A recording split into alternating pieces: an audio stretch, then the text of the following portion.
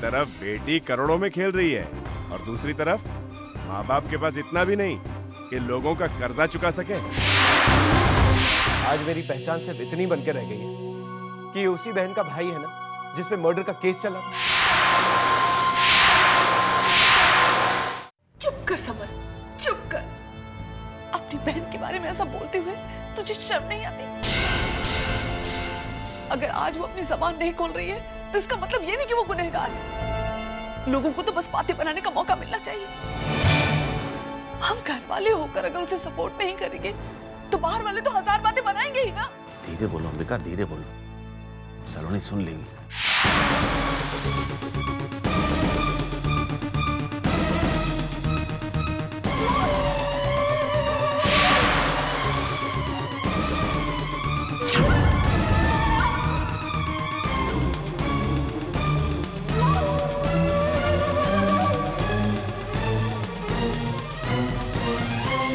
अब आप क्यों रो रही हैं सलोनी दी? अब तो सब कुछ ठीक हो गया है ना? क्या सच में सब कुछ ठीक है कावेरी?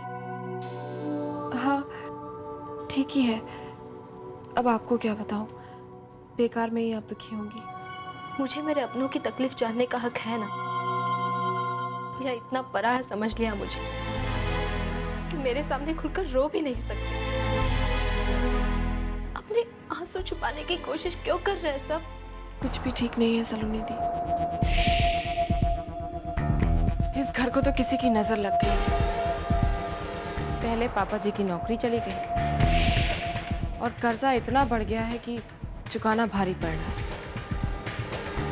रोज रोज कर्जदारों के फोन आते हैं।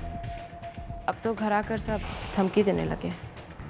इन सारी मुश्किलों की जड़ मैं हूँ और मुझे ही कुछ नहीं मालूम। नहीं सलोनी दी, ऐसा मत कहिए। बेटी तो पराई होती है। अगर कोई बेटी अपने ससुराल में सुखी है तो क्यों कोई माँ बाप अपनी प्रॉब्लम्स बता के उन्हें दुखी करना चाहेंगे? सलोनी बेटा। आई मम्मी। सलोनी दी, प्लीज किसी को बताइएगा नहीं कि मैंने आपको सब बता दिया है। नहीं कहूंगी।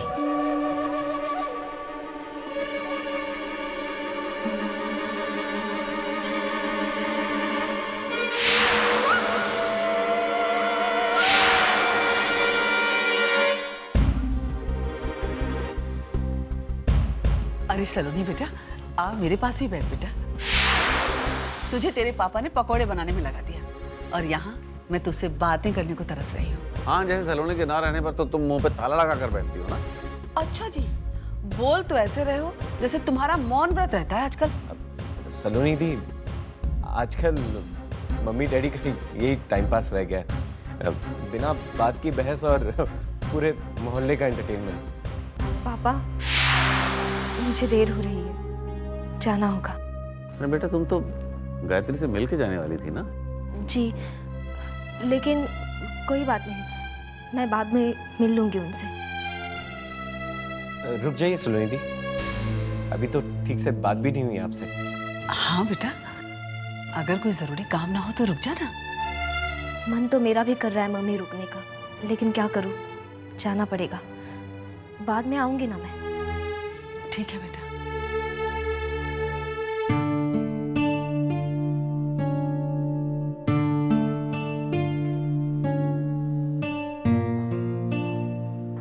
सच कहते हैं, शादी के बाद लड़कियों पर माँ बाप का हक नहीं रह जाता। हाथ पकड़कर उसे रोक भी नहीं सकते।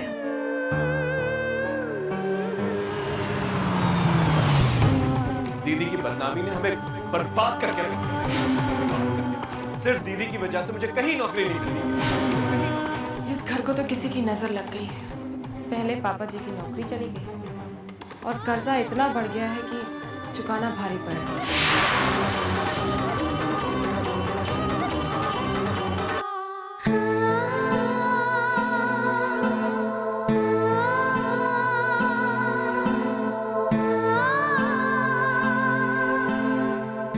गायत्री, गायत्री भाई साहब, 5 मिनट पहले आती तो तुम सलोनी को भी मिल सकती। बेचारी बहुत याद कर रही थी तुम्हें। क्या हुआ गायत्री? गायत्री भैसा, बात क्या है? सब खैरियत तो है ना? क्या हुआ गायत्री? क्या एक बहन को अपने भाई के दुखों में शामिल होने का कोई हक नहीं? क्या आप सब मेरे साथ सिर्फ अपनी खुशियां ही बांटेंगे? अपने आंसुओं का हिस्सेदार नहीं बना सकते क्या मुझे? ये आप क्या कह रही हैं? भाभी साहब, मेरे ना होने पर मेरे अपने घर में इतना कुछ हो गया, तो किसी ने मुझे खबर तक नहीं दी। मैं इतनी गई गुजरी तो नहीं कि दुख की इस घड़ी में अपनी भाभी और भाई के काम ना आ सकूं।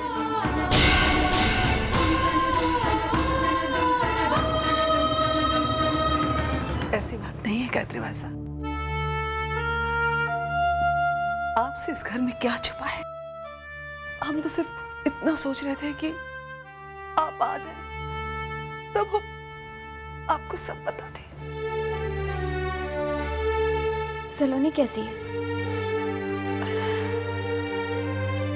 देवी माँ की कृपा से बहुत खुश है।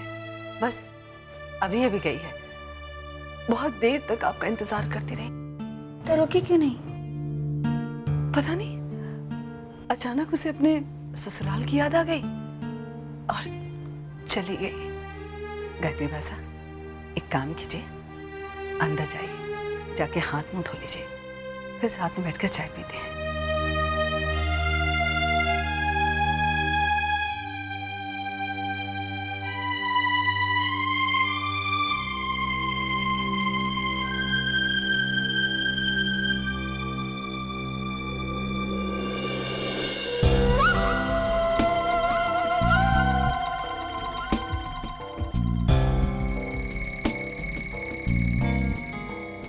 गन्नी खम्मा बुआ सा।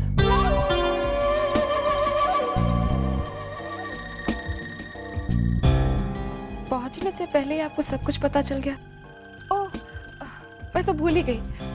धनंजय आए थे ना आपको लेने के लिए, शायद उन्होंने ही बताया होगा। वैसे बहुत फिक्र करते हैं वो आपकी। मेरा मतलब है हमारे घर की। वाकई नौकर हो तो ऐसा।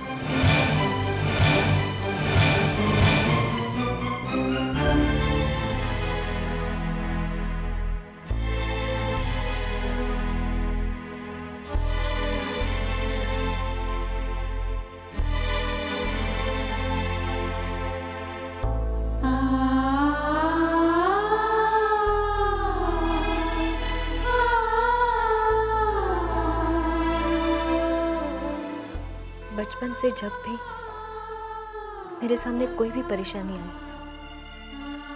मैंने हमेशा आपकी तरफ देखा और आपने भी हमेशा मेरी और मेरे परिवार की मदद की। मेरे लिए किसी खुशी के कोई मायने नहीं। जब मेरा परिवार मुझे से अपने आंसू छुपा रहा है, उन पर कृपा कीजिए भगवान। आप तो विघ्नहर्ता हैं, उनके सब दुख हर लीजिए।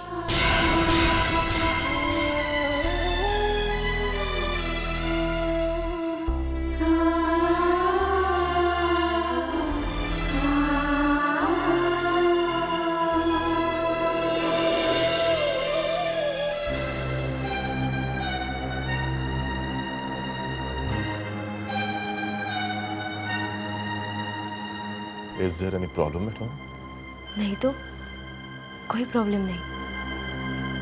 मतलब समर के पास नौकरी नहीं है ना, इसलिए थोड़ी सी टेंशन है, बस और कुछ नहीं।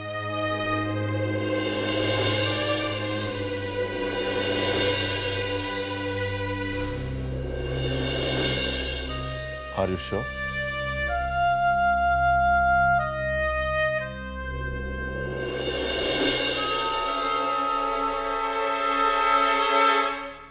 अफसोस होता है मम्मी डैडी की बात ना मानकर। काश मैंने पढ़ाई पे थोड़ा ज्यादा ध्यान दिया होता तो आज एक ढंग की नौकरी मिल गई होती मुझे।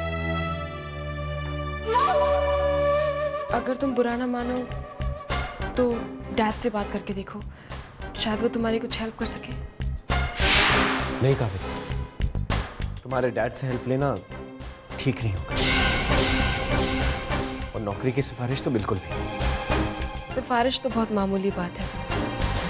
डैड अपनी दामाद के लिए कुछ भी करने को तैयार है।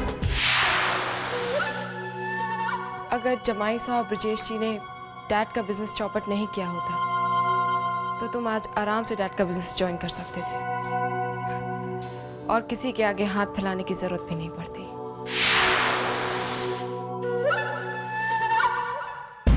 लेकिन तुम दिल छोटा मत करो समीर। हम तो इसी बात से खुश हैं कि सलोनी दी को अपनी नई दुनिया में किसी बात की कमी नहीं। मुझे उनसे कोई शिकायत नहीं। इसमें उनकी क्या गलती? उनके ससुराल वालों की हरकतों के लिए हम सलोनी दी को ब्लेम नहीं कर सकते, फिर चाहे हमें कितने ही दुख क्यों ना उठाने पड़े।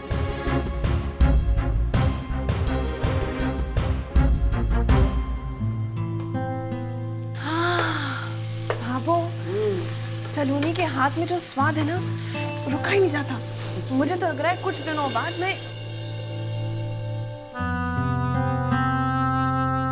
क्या हुआ सलोनी? इतनी परेशान क्यों? कुछ नहीं तारा जी। सलोनी, जैसे तुम्हारे खाने की खुशबू छुपाई नहीं छुपती ना, उसी तरह तुम्हारे चेहरे पर ये परेशानी साफ नजर आ रही है। वो अदिति भाई साहब अदिति के बर्ताव को लेकर अब भी परेशान हो? अदिति भाई साहब का दिल मैं कभी नहीं जीत सकती। उन्हें अब भी मुझ पर विश्वास नहीं।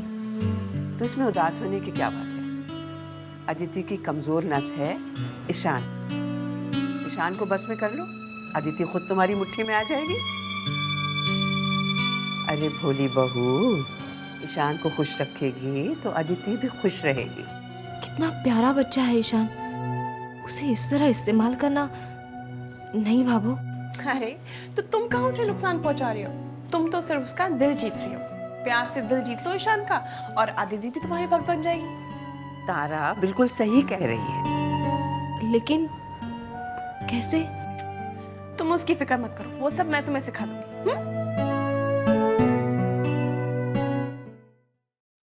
बेटा चलो जल्दी से तैयार हो जाना प्लीज। आपको फुटबॉल मैच में नहीं जाना है क्या? मम्मी, मैच रोज रोज क्यों नहीं होता है, सिर्फ हॉलीडेज पे ही होता है। ताकि आप खेल के साथ साथ अपनी पढ़ाई भी कर सको। अब चलो जल्दी से तैयार हो जाओ। छोटी मम्मी,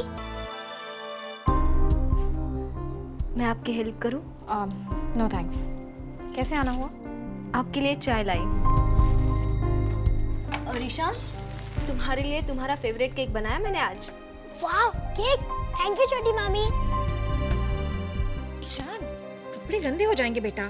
मैं ईशान का ख्याल रखती हूँ, आप चाय पी लीजिए वरना ठंडी हो जाएगी। मुझे नहीं चाहिए, थैंक यू। ईशान, मम्मी का कहना नहीं मानोगे?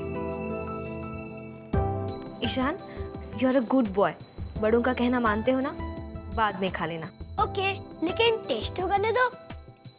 ईशान, डेंटिस्ट ने मना किया है ना आपको, फिर क्यों खा रहे हो? रोज नहीं, मगर कभी कभार खाने में कोई बुराई नहीं। डेंटिस्ट ने ही कहा है। Ishaan, you know you're not supposed to eat that. Dentist ने मना किया है ना आपको। भाभी साहब, मैं अपने बच्चे के बारे में आपसे ज्यादा जानती हूँ। So if you don't mind, please. ये केक छोटी मामी ने मेरे लिए बनाया, मैं इसे जरूर खाऊंगा। एंड आई प्रॉमिस यू मम्मा, मैं अपने कपड़े बिल्कुल गंदे नहीं करूंगा।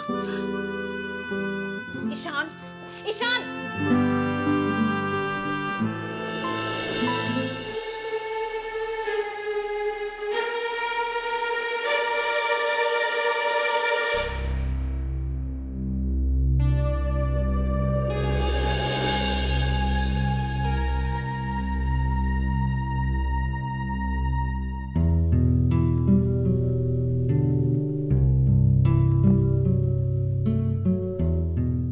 How clumsy my wife.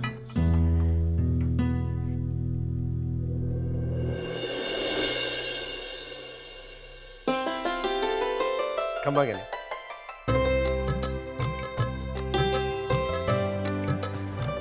अरे खम्मा, आइए आइए। नमस्ते।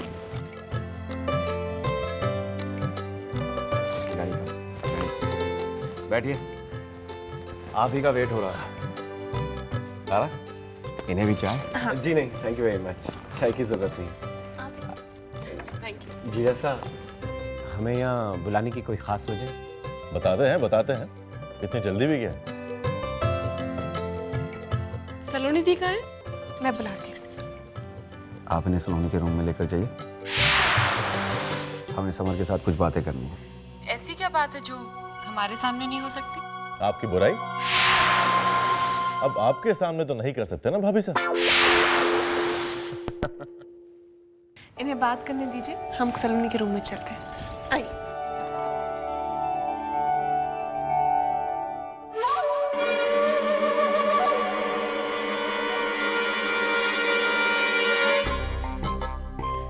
सलोनी, देखो तुमसे मिलने कौन आया है।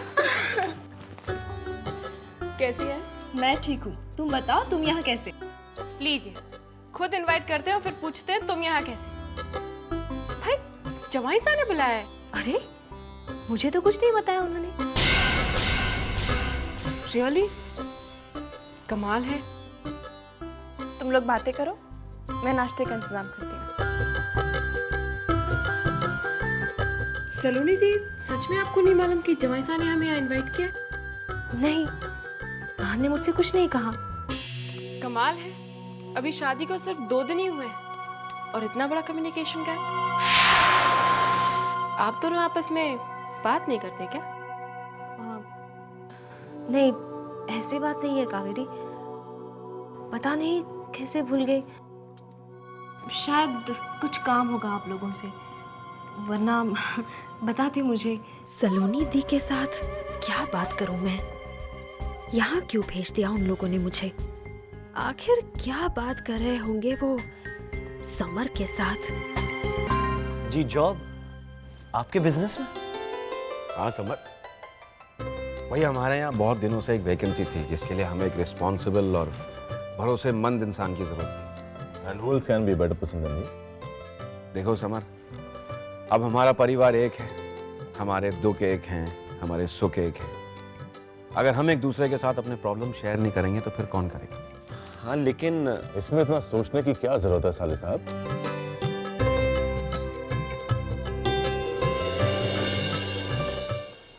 सच कावेरी, मैंने कभी सपने में भी नहीं सोचा था कि इतना अच्छा परिवार लिखा है मेरे नसीब में। इतने अच्छे हैं सब, इतना ख्याल रखते हैं, सर आंखों पर बैठा के रखा है मुझे। मुझे से मामूली लड़की को इतनी इज्जत, यकीन नहीं होता। कभी कभी डर सा लगता है किसी दिन आंख खुले और सब कुछ गायब हो जाए तो। दी आप तैयार हो गई, बाहर चले? हाँ। Just a formality Samar, appointment letter पहले से ही बना के रखा था। अरे भाई तुम अपनी नौकरी को लेकर परेशान थे ना, एक बार हमसे तो कहा होता। एनीवे, अब तुम्हें किसी भी तरह की कोई फिक्र करने की जरूरत नहीं। You can join a company from tomorrow. Congratulations. तो सलोनी दी, आखिर आपने अपने मायके की गरीबी का हाल इन सबको बताया ही नहीं। नई ससुराल में इस तरह अपने माँ बाप की इज्जत उछालना अच्छी बात नहीं है सलोनी दी। अरे हमने आपका क्या बिगाड़ा था जो आपने हमें घर बुलाकर इस तरह से बेइज्जत किया?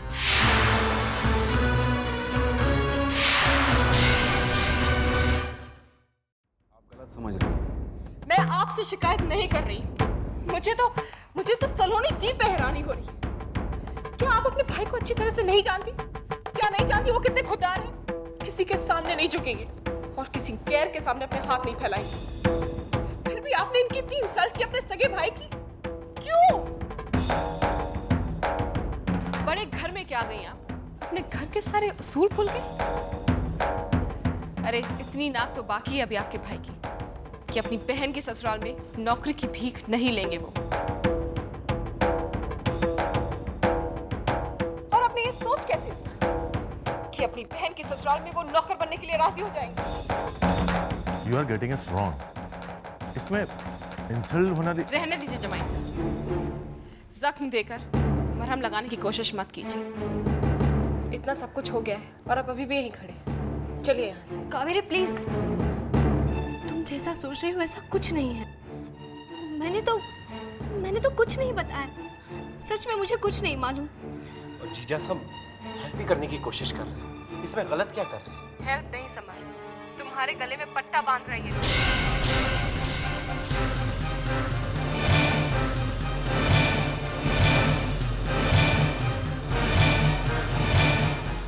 ताकि तुम जिंदगी भर इनके दरवाजे पर पड़े।